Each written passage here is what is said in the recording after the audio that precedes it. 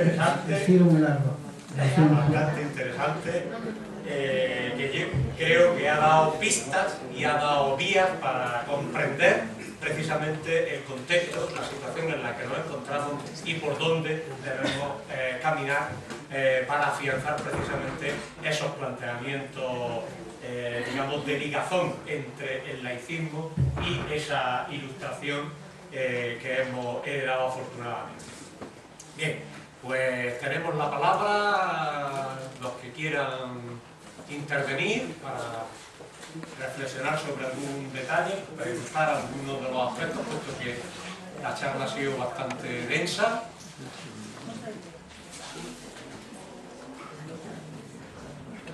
Mientras alguien se anima, yo sí quería comentar al hilo de lo que acá, de uno de los puntos que ha tratado sobre el tema, digamos, también de la economía y de la idea de historia y de cómo precisamente existe esa imbricación.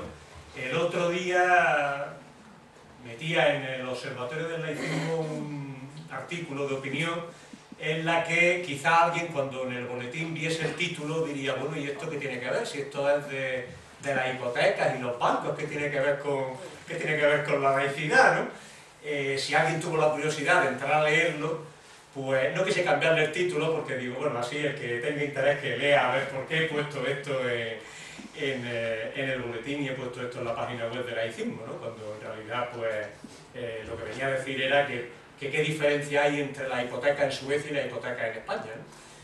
Y entonces, pues, lo ligaba precisamente a un proceso histórico en el que los suecos y los países nórdicos, lo hemos comentado en algunas de las reuniones que hemos tenido, pues proviene de una idea de la historia y de una idea, digamos, de la reforma protestante y por tanto, pues una concepción de algunas cosas diferente, muy diferente a la concepción que tenemos en los países del sur de Europa.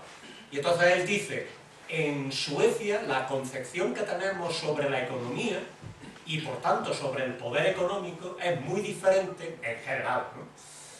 Aunque estemos dentro del mismo sistema capitalista, pero es distinta a la que se tiene en el sur.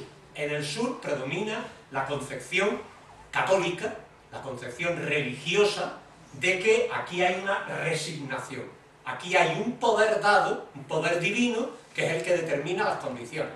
Y entonces la banca no es más que una forma de ese poder divino. Y la banca establece las condiciones que estime convenientes y aquí todo el mundo dice amén a esas condiciones, que pueden referirse a la banca, pueden referirse a la política, pueden referirse a cualquier otra historia. En cambio, el pensamiento, digamos, del protestantismo era, digamos, la capacidad de las personas para poder hacer un uso de su capacidad a la hora de interpretar esa sagrada escritura, pero de capacidad para interpretarla. Y en ese aspecto de libertad, pues entonces ellos no asumen que el banco tenga esa capacidad dominante, totalitaria y divina para ejercer su poder en extremo y poder las condiciones que sean, sino que la banca está para el servicio de esos ciudadanos que son los que le dan el dinero para que después la banca les preste un servicio, no para que la banca se autoponga como el Dios Todopoderoso. Y por eso, pues en Suecia no hay, bueno, no hay ni impuestos sobre transmisiones, pero bueno, que para la hora de hacer una hipoteca, pues simplemente basta con pagar una pequeña tasa y tú haces tu hipoteca, no hay notario, simplemente queda registrado ante la oficina de la administración pública y eso es suficiente para hacer tu hipoteca y punto. Mientras que en España, pues tienes que si el notario, que si el impuesto este, que si lo otro, que si la banca establece las condiciones y todo el mundo, amén. Y en cambio allí no aceptan el amén. Y yo creo que precisamente esa ilustración es una forma de renegar, de no aceptar, de no asumir el amén, sino de rebelarse contra esa doctrina, contra esa tradición de la que tú hablas, es decir, contra eso dado y decir, no, no tiene por qué ser eso, no tiene por qué ser eso. Y termino mi parte. Y es que, estoy esperando a ver si levanta alguien la mano. Por eso estoy hablando. Digo, y la otra parte era en el sentido de que efectivamente ha habido crítica, y hay crítica. Por ejemplo, la idea de progreso, pues es una idea que ha sido bastante criticada como un aspecto y tal. Pero si la enmarcamos dentro de una concepción general y aunque no tenemos por qué entender ese progreso como una depredación continua de la naturaleza, como una depredación continua de los recursos materiales del planeta, etc., sino como una forma también de avanzar, de progresar mental, humanamente, en todos los sentidos. Y en ese aspecto no hay un agotamiento del planeta porque progresemos, al contrario, lo que será un beneficio si somos capaces de progresar y olvidarnos de esa idea ancestral y religiosa del egoísmo, del pecado original y de todo ese tipo de trápalas para volver a un ámbito de convivencia, de compartir, etcétera, que sería una buena forma de progresar y sin depredar el planeta. Venga, una palabra, eso me gusta. A ver, yo quería preguntarle, ha nombrado varias veces lo de la tribu, y el laicismo un poco nos ha permitido emanciparnos de la religión. Quería preguntarle si, a ver, no necesitamos desarrollar un nuevo laicismo para emanciparnos de ese sentimiento nacionalista. De la tribu.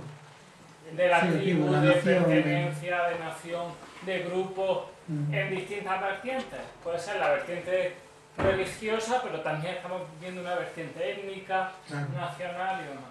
Claro, es que tomando la noción de religión en un sentido amplio. ¿Puedes prescindir del micro? Sí, mejor porque... Que reverbera ahí, no sé. O dejarlo un poco más lejos. Ay, pero ¿por qué no lo habéis dicho desde el principio? Y habéis estado ahí aguantando ahora. Hemos sufrido,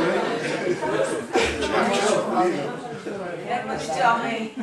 Pues eso, porque todavía somos gente sometida.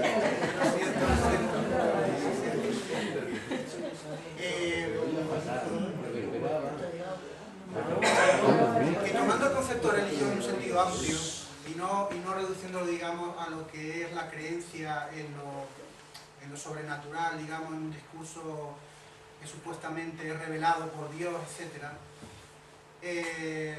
uno puede ser, vamos, furibundo creyente de cualquier cosa.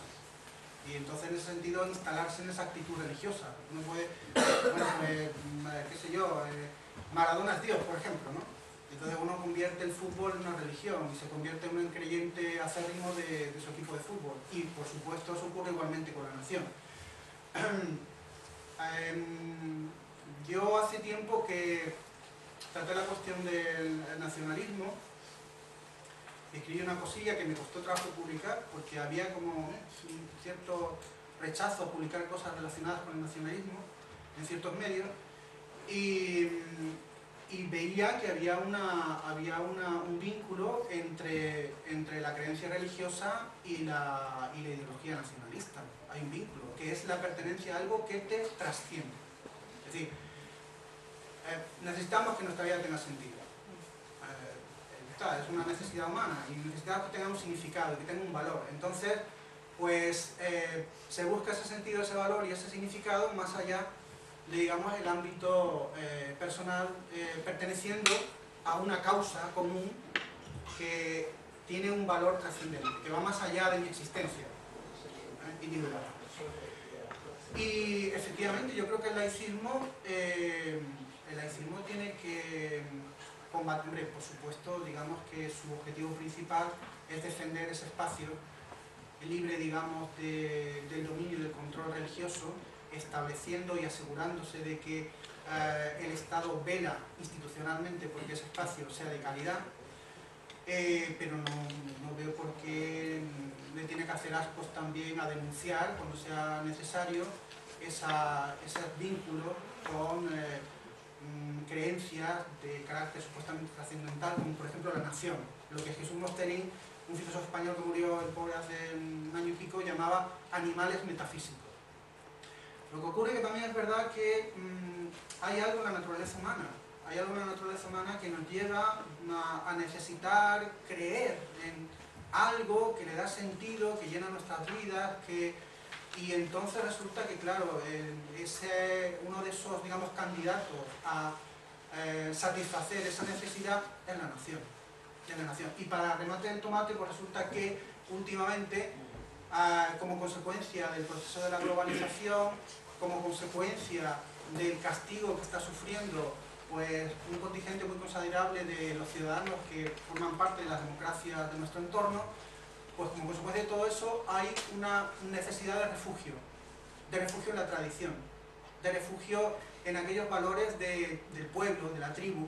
En la conferencia de Federico Mayor Zaragoza, él aludía, precisamente frente al poder omnímodo del mundo financiero y tal, él aludía a los pueblos.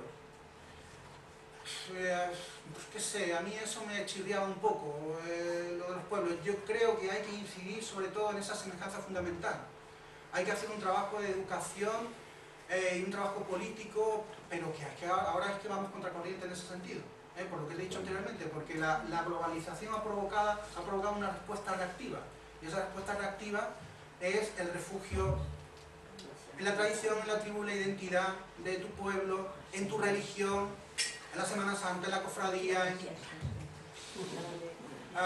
Pero bueno, hay que resistir y hay que educar en eso. Y quienes somos conscientes de ello, pues ahí le estaremos dando. Yo quería comentarle un par de cosas. Una, que no hay necesidad de otro laicismo. El laicismo en sí ya supone precisamente, digamos, una defensa frente a esos valores cuasi religiosos que representan determinadas concepciones o ideologías. Una cosa es el nacionalismo, digamos, frente al colonialismo, digamos, de unos periodos históricos, y otra cosa son otro tipo de nacionalismo que sacralizan la idea de la nación frente a lo que pueda ser, digamos, el carácter más general de la ciudadanía, ¿no? Y el laicismo está precisamente por esa idea de ciudadanía global, no precisamente por lo identitario, por la tribu, por tal, ¿no? Desde el punto de vista sea religioso o sea de cualquier otro aspecto ideológico. Lo mismo que cuando hablamos en la escuela, decimos religión fuera de la escuela. Hombre, decimos religión fuera de la escuela porque es la que está inmersa, porque es la que está ahí. Es decir, pero cuando hablamos de eso nos referimos no solamente a la concepción exclusivamente de las confesiones religiosas, sino de cualquier otra materia ideológica que pueda volvernos, yo qué sé, a un espíritu nacional del nacionalcatolicismo en tiempos de Franco, como teníamos la asignatura. Estaríamos exactamente igual en contra de eso, ¿no? Es decir, eso por un lado. Y por otra parte, decir que podéis abundar, incluso leer ese artículo que él habla sobre su idea de nacionalismo. También hay algunos otros artículos de nuestro compañero Andrés Carmona, que hablan precisamente sobre el tema de la idea de nacionalismo y la idea de laicismo, ¿no? Y entonces le tenemos publicado pues, del orden de unos 40 artículos en laicismo.org, donde puedes ver esa... Pepe. Sí. Yo quería enfatizar ese momento que tú lo has llamado giro copernicano, ¿no? De cuando irrumpe la racionalidad crítica frente al sometimiento, a la sumisión intelectual, ¿no?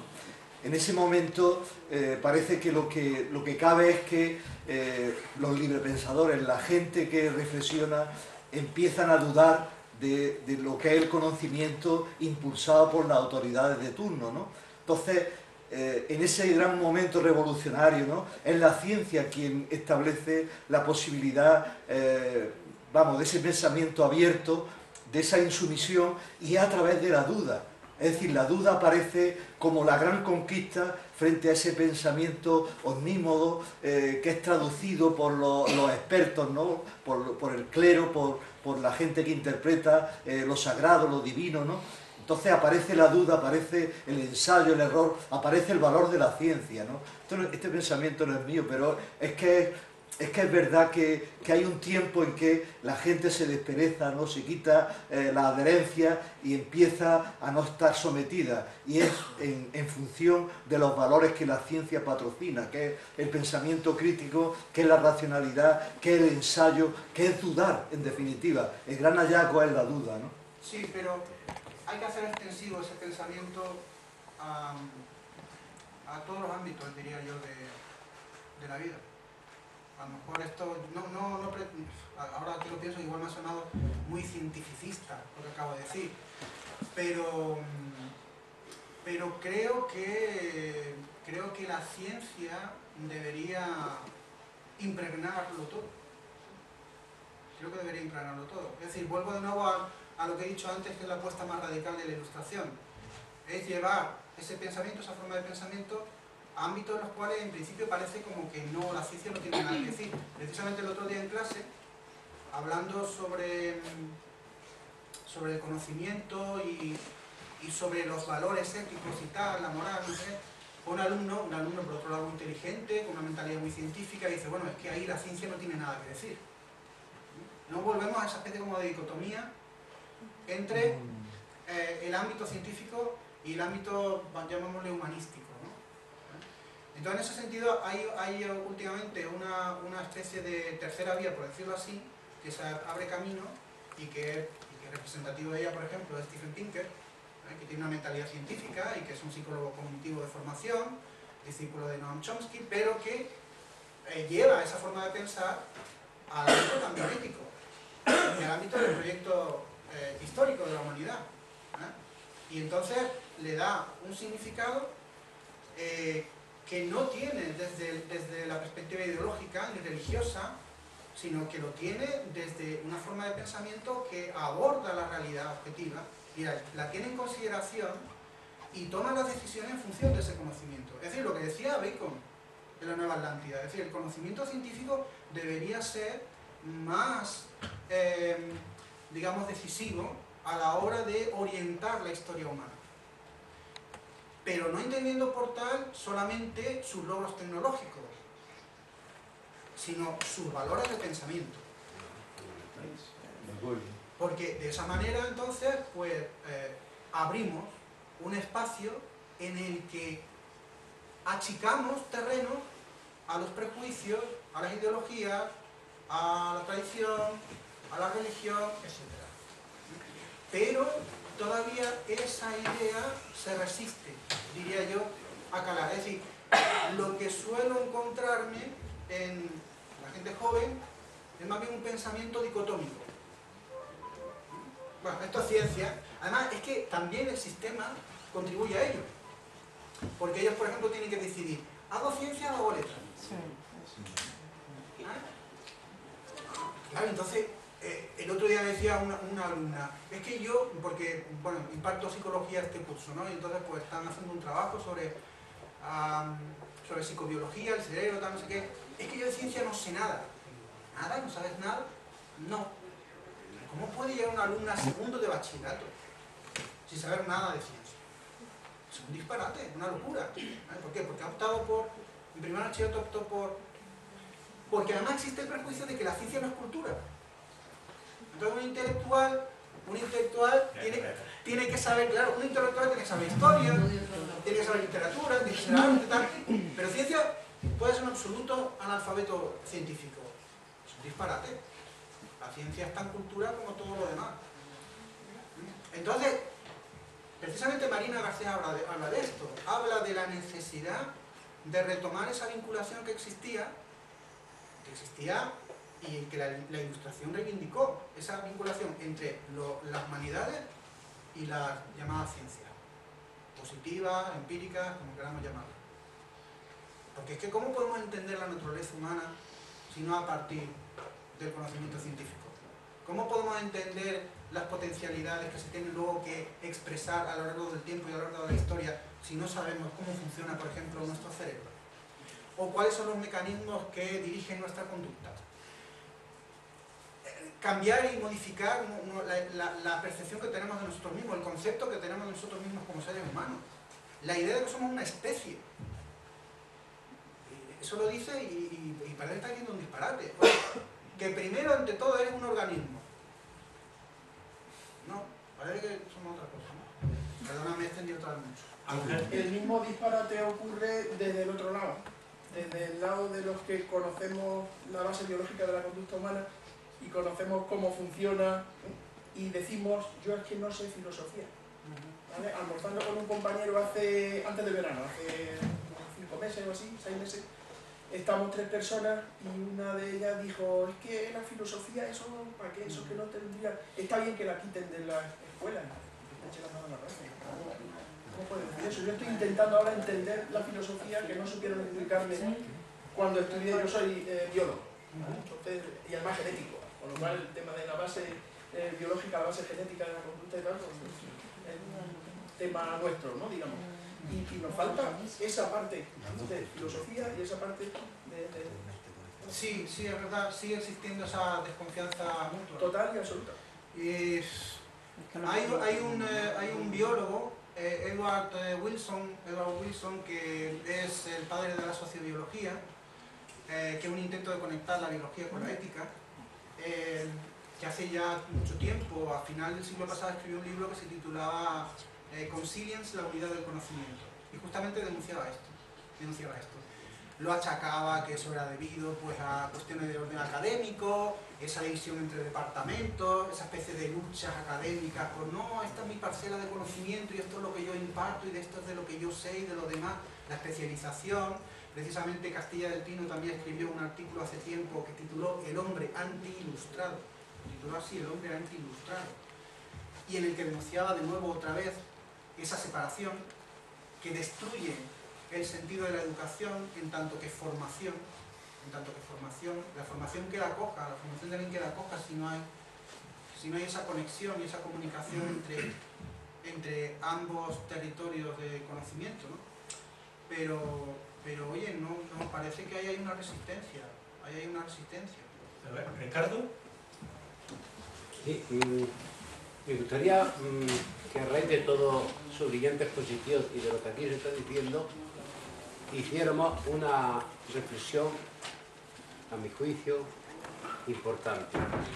Y es la aplicación, dado que se ha producido el triunfo de la razón, dado que se ha producido una crítica histórica importante y definitiva, dado que se ha producido el auge de la ciencia, dado que se ha pues, oscurecido o tapado o marginado la religión en el sentido que iba contra el progreso, todo eso, y dado que estamos en una época donde triunfa la tecnología de la comunicación, donde teóricamente está triunfando el desarrollo, un desarrollo, la globalización, el desarrollo global de todo tipo de pensamiento. ¿Cómo surgen las tribus? No solo la del nacionalismo. Contra el nacionalismo, la historia, diría yo, ¿no? Contra el nacionalismo, ahí está la historia. Surgen otras tribus, muchas. La del supremacismo racial, la del el yihadismo, etcétera, etcétera, etcétera. ¿Cómo se explica esa gran paradoja en un mundo donde precisamente los canales de comunicación y por lo tanto el desarrollo del pensamiento racional, ¿no? Peyorativamente se la llamaba también, al triunfo de la razón, se la llamaba la diosa razón, también era otro dios. ¿Cómo triunfan esos nuevos dioses, esas nuevas tribus? ¿No? O sea, a mí me llama la atención, en este mundo de la cuestión triunfa la posverdad, ¿no? Que es una mentira absoluta, triunfan los mitos arraigados, triunfan lo más irracional. El mundo, en vez de ir progresando en el sentido que muy bien ha definido Manolo Navarro, en el sentido de ser mejores, de pensar mejor, de tener una ética, en vez de ir en ese sentido, yo veo una época, espero que no sea muy larga, de auténtico retroceso,